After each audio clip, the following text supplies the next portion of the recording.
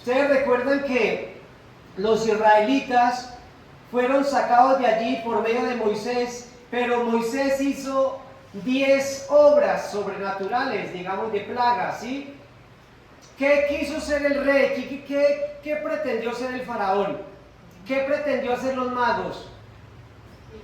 Imitar, muy bien, imitar lo que hizo Moisés por medio del poder de ¿quién? De Dios. Ellos quisieron imitarlo, ellos quisieron hacer las cosas iguales como las hacían ¿quiénes? Como las hacía Moisés. ¿Les resultó? No les resultó.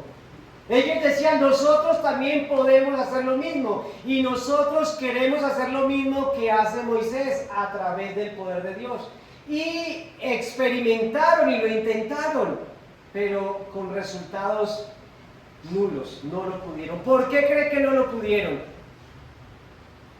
Porque a ellos les faltaba un ingrediente muy esencial y muy efectivo, que era ¿qué? El respaldo y la gracia de Dios. Ellos quisieron hacer milagros, quisieron hacer señales, pero ¿sin qué? Sin Dios, sin la gracia y sin el poder de Dios. Y esto era muy difícil.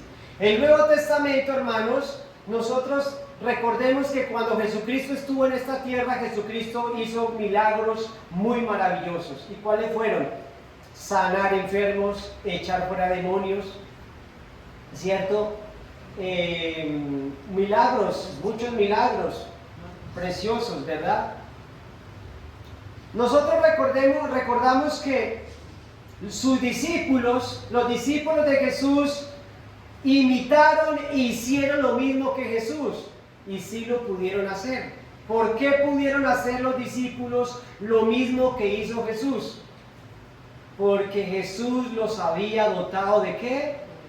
De poder y de autoridad. Jesús le dijo a los 70, por tanto id de 2 en 2 y sanad a todos los enfermos y echad demonios. Y cuando ellos regresaron a Jesús, ¿qué sucedió? Ellos decían, los demonios se nos sujetan y hacemos sanidades, ¿cierto? Y ellos lo lograron, ¿cierto que sí? Ahora, esto fue como algo muy común en los seguidores de Jesús, en los discípulos y en los apóstoles. Pero yo quiero leerles ahora sí un texto que lo tenemos aquí en Hechos 19:11. Miren lo que nos dice Hechos 19:11. Y hacía Dios milagros extraordinarios por manos ¿de quién? De Pablo. Decía, mira, lo mismo que hacía Jesús, lo podía hacer Pablo. Pero Pablo, ¿por qué lo podía hacer? ¿Por qué Pablo hacía milagros extraordinarios? Decía, porque lo hacía por el poder ¿de quién? De Dios. Milagros extraordinarios. Recordemos, milagros extraordinarios que hacía Pablo. Pablo echaba también fuera demonios. De tal manera que aún se llevaban a los enfermos los paños o delantales de sus cuerpos, y los enfermos ¿qué pasaba con los enfermos? De su cuerpo, y las enfermedades se iban de ellos y los espíritus malos salían. Y eso fue algo que solo con los paños, o sea, con las prendas de Pablo, esto sucedía. Pero mire el versículo 13, lo que nos dice, pero algunos de los judíos, dice, exorcizos, decían o pensaban esto, vamos a llevar, y dice que intentaron invocar el nombre de Jesús sobre los que tenían espíritus malos, diciendo, os conjuro por Jesús, el que predicaba o el que predica Pablo. Entonces, mira la idea. Pablo hacía grandes milagros, señales, pero aparecieron unos hombres y dijeron, nosotros vamos a hacer lo mismo que Pablo. Y fueron e intentaron hacer lo mismo que hacía Pablo, pero no pudieron hacerlo. ¿Qué sucedió con ellos? Y dice el versículo 14, había 7 hijos de un tal Esceva, judío, jefe de los sacerdotes, que hacía esto. Pero respondiendo el espíritu malo dijo: a Jesús conozco y sé quién es Pablo, pero vosotros yo no sé quiénes sois. Y el hombre en quien estaba el espíritu malo saltando sobre ellos y dominándolos pudo más que ellos, de tal manera que huyeron de aquella casa desnudos y heridos. Y esto fue notorio a todos los que habitaban en Éfeso, así judíos como a griegos, y tuvieron temor todos ellos, y era magnificado el nombre de ¿quién? De Jesucristo, o el nombre de Jesús. Amén. Entonces, ¿sí ves? Que ellos intentaron hacer lo mismo, quisieron hacer lo mismo, pero no contaron de que para hacer lo mismo ellos necesitaban de la gracia y de quién, y del poder de Jesús. Necesitaban copiar realmente. Si ellos decían, ¿cómo fue que Jesús lo hizo? ¿Y cómo fue que Pablo lo hizo? Ahora, si yo quiero hacerlo, yo debo tomar la misma estrategia como lo hacía Pablo y como lo hacía Jesús. Yo no puedo imitarlo, pero de una manera sin la gracia de Jesucristo. Hermanos, ¿cuál es el propósito de un verdadero cristiano? ¿O cuál es el propósito de la iglesia? ¿O cuál es el propósito de nosotros? Creo que el propósito de un cristiano y el propósito de una iglesia, digamos, no es que usted sea aquí un super empresario o que sea realmente una persona muy influyente. No es el propósito de esta iglesia de preparar personas para eso, porque no es mi rol, no es mi capacidad, no es a lo que Dios me ha puesto en la iglesia. Dios nos ha puesto aquí como pastores, como pastor o como líderes, se ha puesto una iglesia para preparar al cristiano para que pueda ¿qué?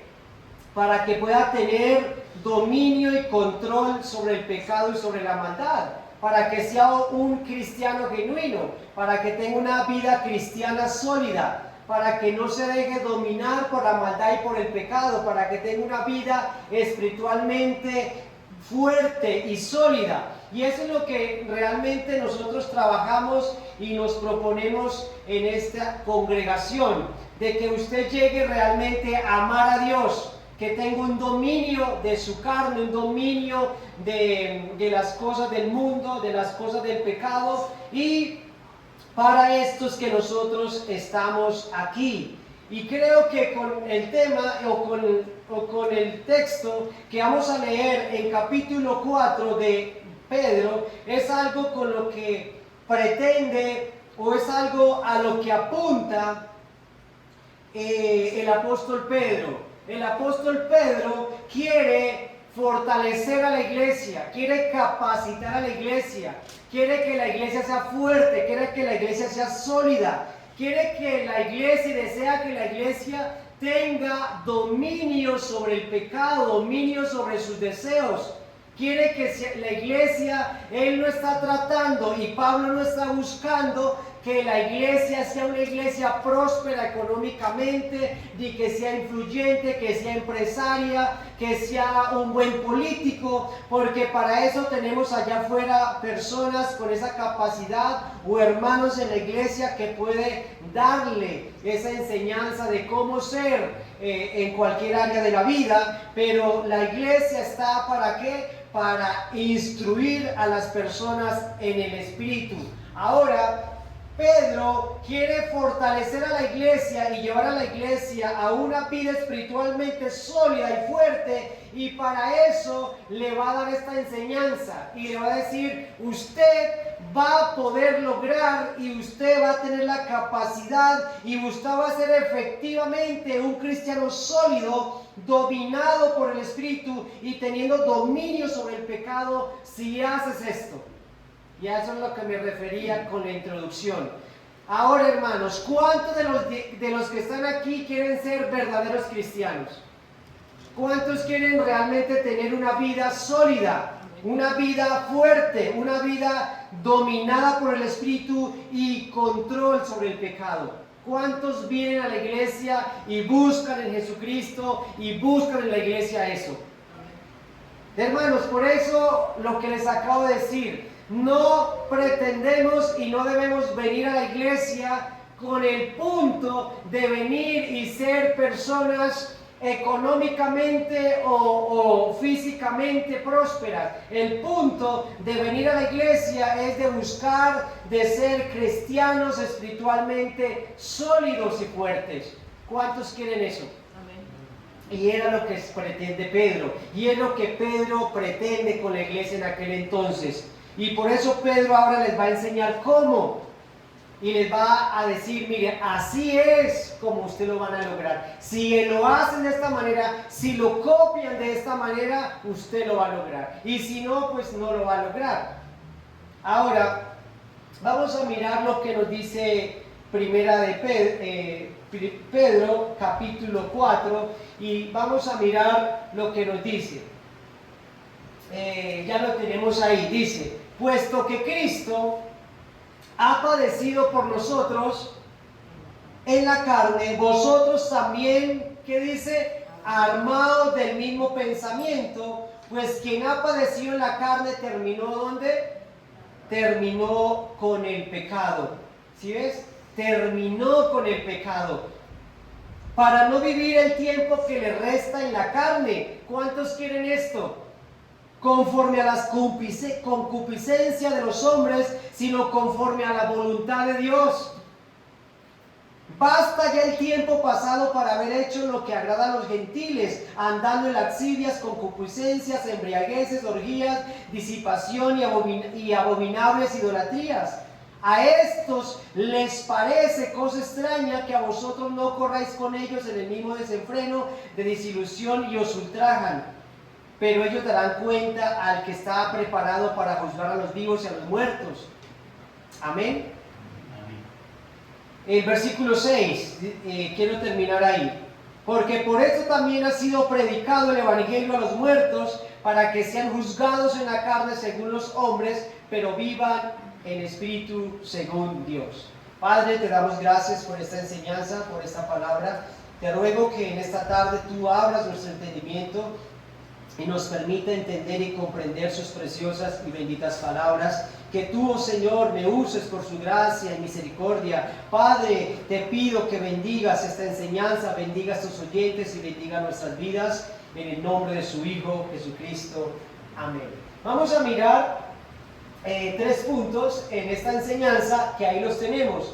El primer punto es los resultados del sufrir en la carne. El segundo es el pecado quiere volver a reinar. Y el tercero, el creer en el evangelio evitará el castigo eterno. Como primer punto, miraremos que es los resultados del sufrir en la carne. Los resultados por sufrir en la carne. Y vamos a mirar estos 2 versículos. Puesto que Cristo ha padecido por nosotros en la carne, vosotros también armémonos o ármense del mismo pensamiento. Pues quien ha padecido en la carne terminó con el pecado, para no vivir el tiempo que resta en la carne conforme a las concupiscencias de los hombres, sino conforme a la voluntad de Dios. 2 cosas vamos a mirar aquí que traen el resultado de padecer en la carne, y es terminar con el pecado y vivir en la voluntad de Dios.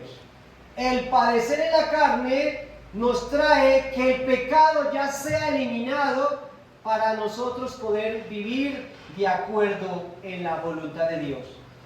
Hermanos, Jesús, el Señor Jesucristo, se armó, o aquí la idea es que Jesús se puso o se vistió de una armadura. Y aquí quiere decir, o él se armó de una idea o se armó de un pensamiento.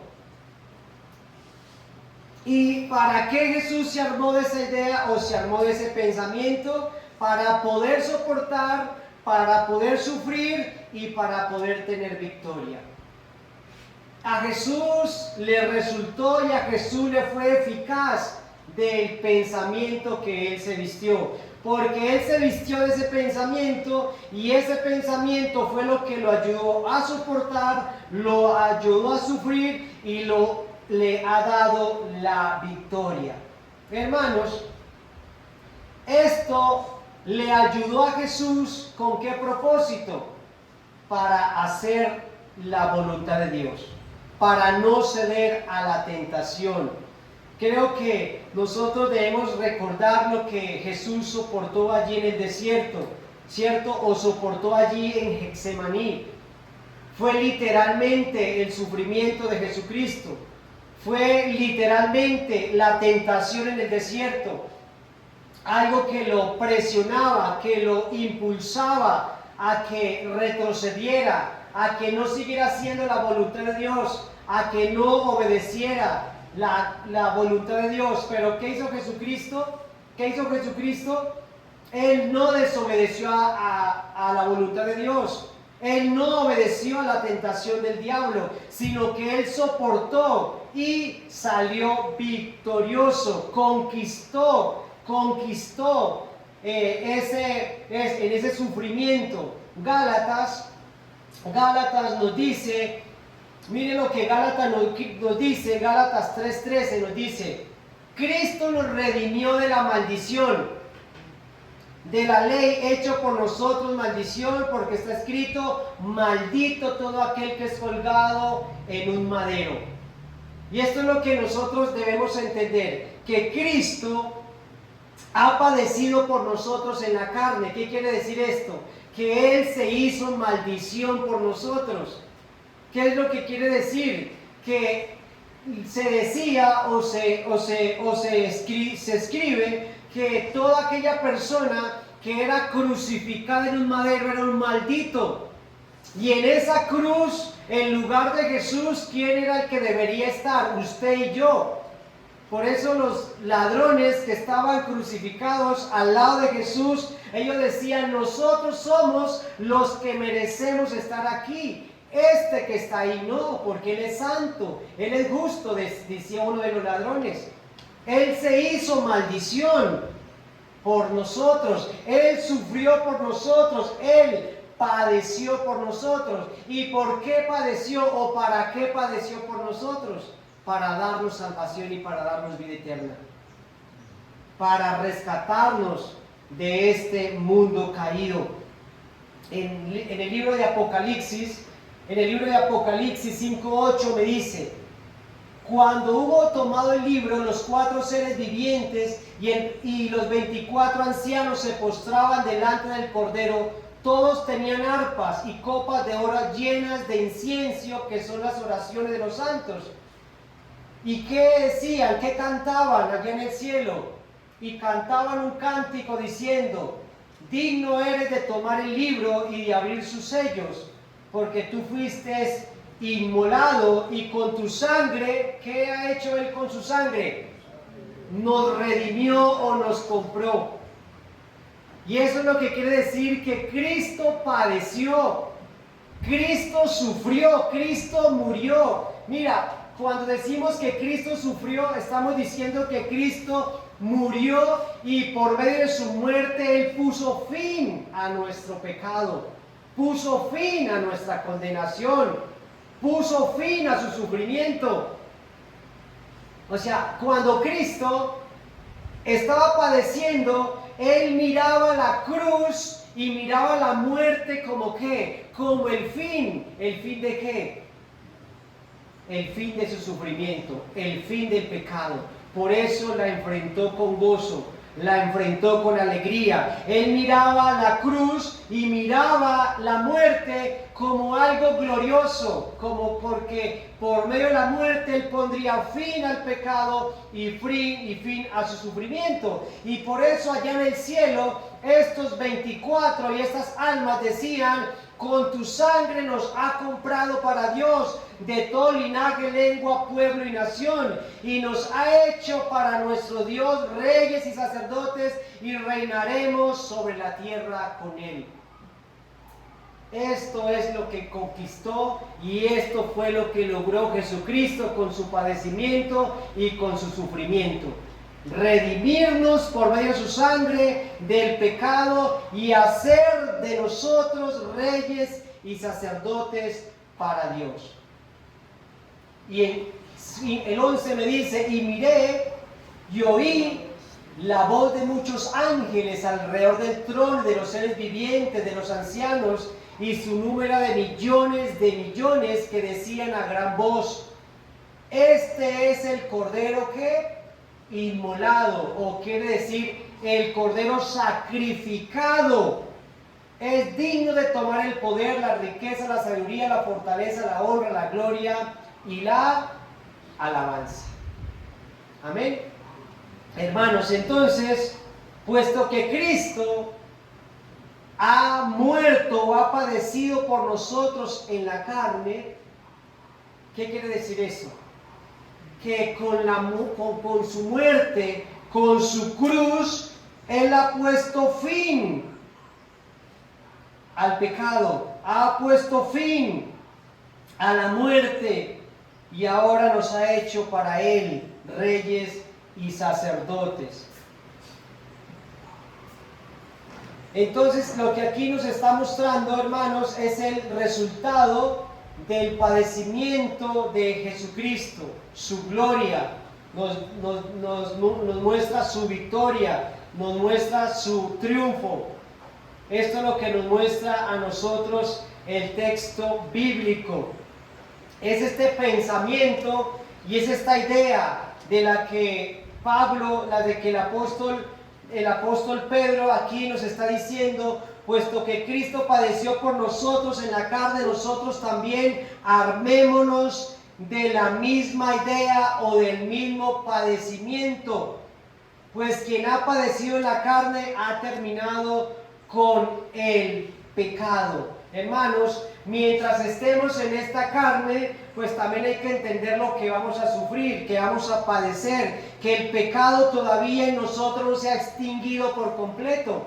Y por eso es que como creyentes nosotros pensamos y creemos que cuando vayamos a la muerte final, el pecado ya no va a tener ninguna posesión sobre nosotros, ni la muerte va a tener ninguna posesión de nuestras almas sobre la vida del creyente, pero sobre la vida de aquel que no es creyente, pues sí, muy lamentable. La muerte para un creyente es victoria. La muerte para un creyente es el fin del sufrimiento. Cuando el creyente muere, cuando el creyente deja de existir, es el fin. Pero el fin del sufrimiento, el fin del padecimiento del pecado en este mundo y el comienzo de la gloria eterna. Muy diferente al incrédulo. El incrédulo cuando muere es el fin de su vida aquí, pero el comienzo del tormento eterno. Muy diferente a la vida del cristiano. Nosotros ahí miramos un versículo que nos dice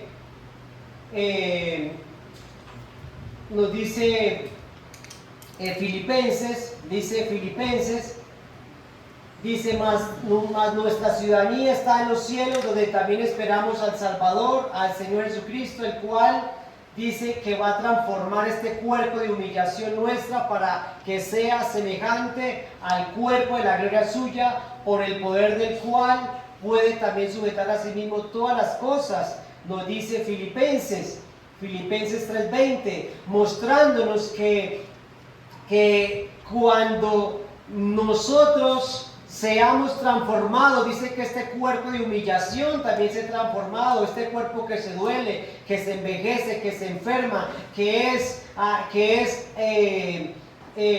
es molestado por el pecado, pero que cuando muramos y cuando vengamos a la gloria eterna, dice que este cuerpo ya va a ser extraído de esa humillación. Por eso dice el apóstol Pedro, de nuevo quiero recordarles, armémonos del mismo pensamiento, armémonos de la misma idea de Jesucristo, que Jesucristo se armó de ese padecimiento, se armó de ese pensamiento de padecimiento. Entonces, hermanos, dice el texto que les dije que estuviéramos muy presentes en el capítulo 4,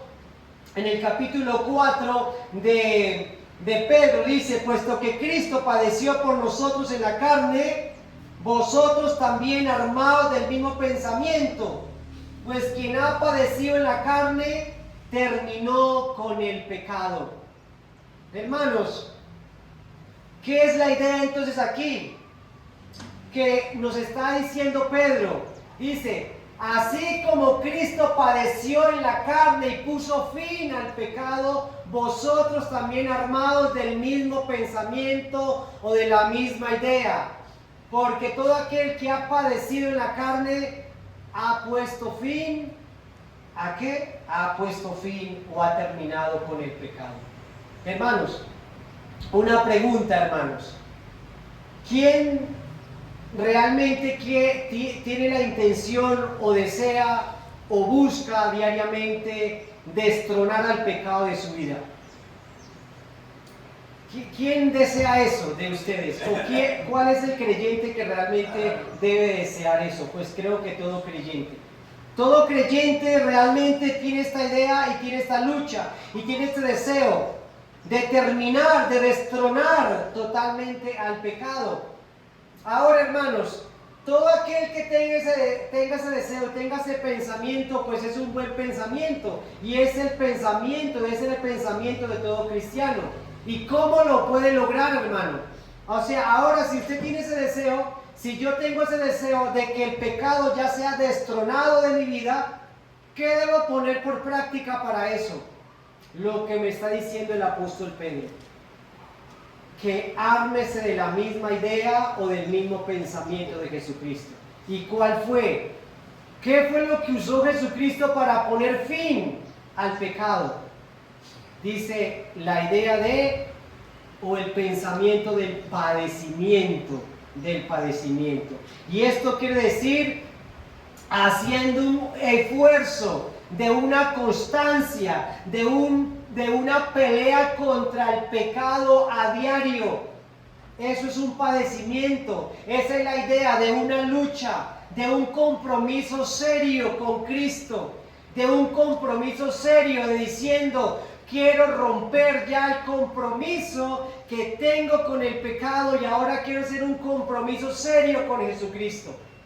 Y eso es un compromiso, eso es una idea, eso es un pensamiento del cual el hombre cristiano, la mujer cristiana debe vestirse y debe ponerse. O sea, si alguien dice: yo quiero terminar realmente con el pecado que me acosa, con el pecado que me turba, con el pecado que me tienta, porque yo quiero agradar a Dios. Porque yo quiero hacer la voluntad de Dios. Porque yo ya no quiero complacer al pecado. Porque yo ya quiero morir a ese deseo. Ya no quiero que este me controle. Pues, hermano, si usted tiene ese gran deseo en su corazón, déjame decirte que tú tienes a Dios en su corazón. Porque está en batalla contra el pecado. Pero ahora tienes el deseo. Pero ahora, ¿cómo puede llevarlo a cabo? Cuando usted dice: pues realmente voy a tener que pelear en serio contra este pecado, voy a tener que combatirlo, voy a tener que padecer contra esto, voy a tener que realmente enfrentarlo, porque al menos que yo no lo haga, dice, pues Él no se va a destronar de mi vida, se va a atornillar y no va a querer dejarme mientras yo lo tolere. Pero ármate del mismo pensamiento que se armó Jesucristo, de padecer, de la misma idea. Recuerden algo, que cuando Jesucristo vino y estuvo en esta tierra, ¿cuál era su intención y cuál era su pensamiento? ¿Cuál era? Yo he venido a hacer la voluntad de mi Padre y no a hacer ¿qué? Mi propia voluntad. Se armó de ese pensamiento, del mismo pensamiento que debe estar armado ¿qué? Todo cristiano, todo creyente. Con esa intención, yo he venido a este mundo para hacer la voluntad de Dios y no ser la voluntad del mundo. Y tienes que combatir con eso. Y tienes que luchar con eso hasta el punto de que eso ya deje de existir en su vida. El verso 2 de capítulo 4 de Pedro me dice, quiero leerles de nuevo, puesto que Cristo ha padecido por nosotros en la carne, vosotros también ármense, vístanse del mismo pensamiento, pues quien realmente padece, combate, lucha, toma un compromiso serio con Jesucristo y es radical contra el pecado, dice, va a terminar con el pecado. No hay otra manera. Si usted tiene otra estrategia, no le va a servir. Si usted quiere ser libre del pecado, buscando otro medio, no lo va a conseguir, porque Pedro lo está diciendo, la única manera es que usted haga la forma como lo hizo Jesucristo. Y el versículo 2 dice, para no vivir el tiempo que resta en la carne conforme a las concupiscencias de los hombres, sino conforme a la voluntad de Dios.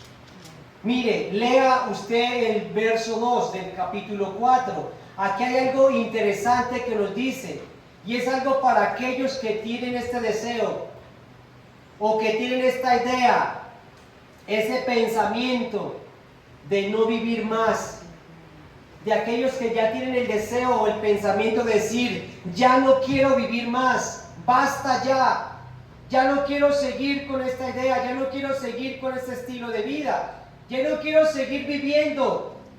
Ya no quiero seguir viviendo bajo la esclavitud del pecado. Ya estoy hastiado, estoy realmente hastiado, estoy cansado de vivir de esta manera incorrecta.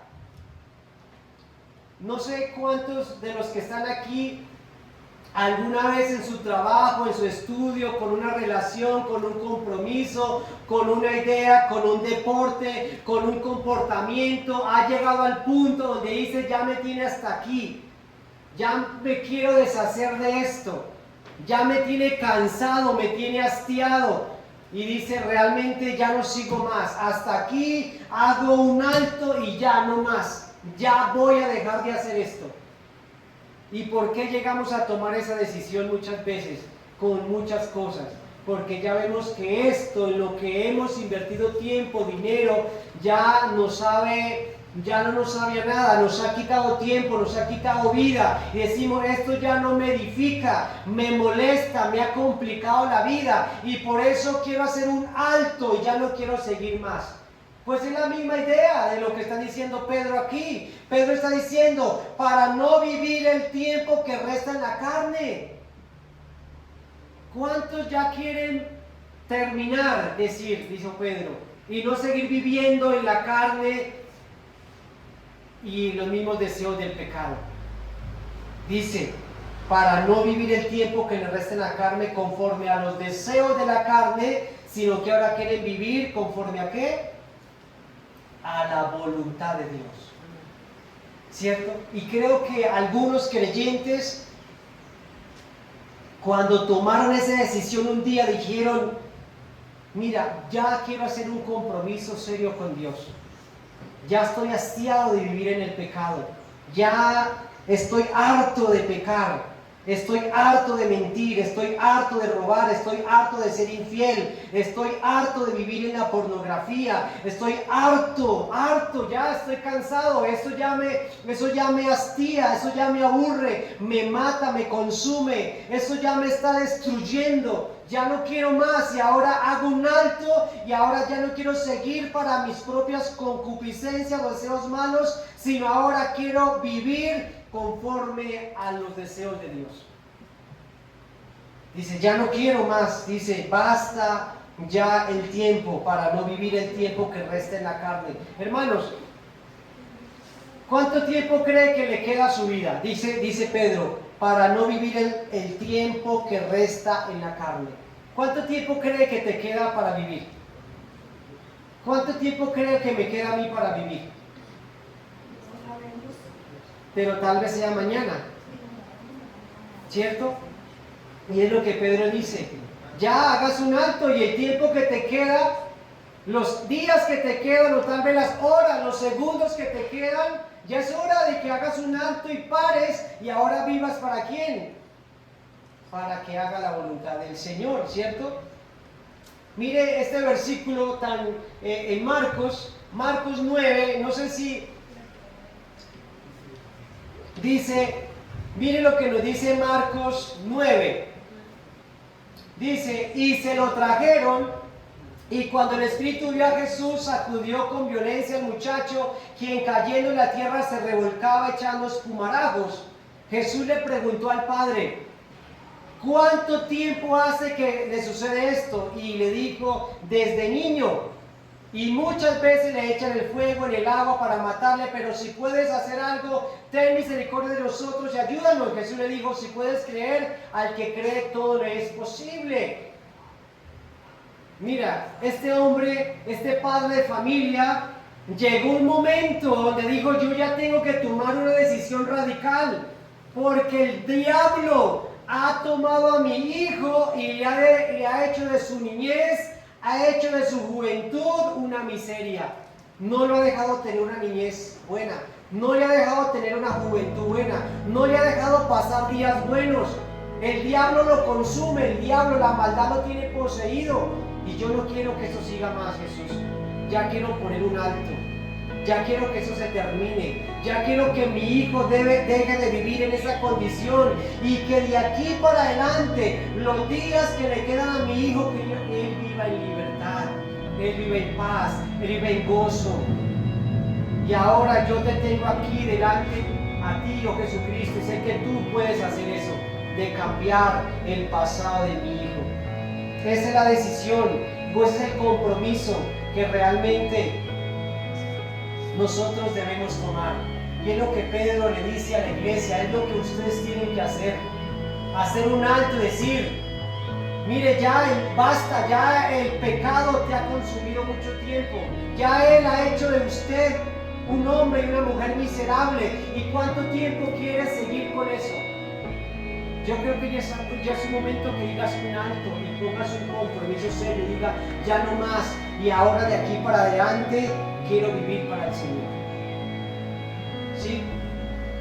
Es necesario que ahora hagas un giro.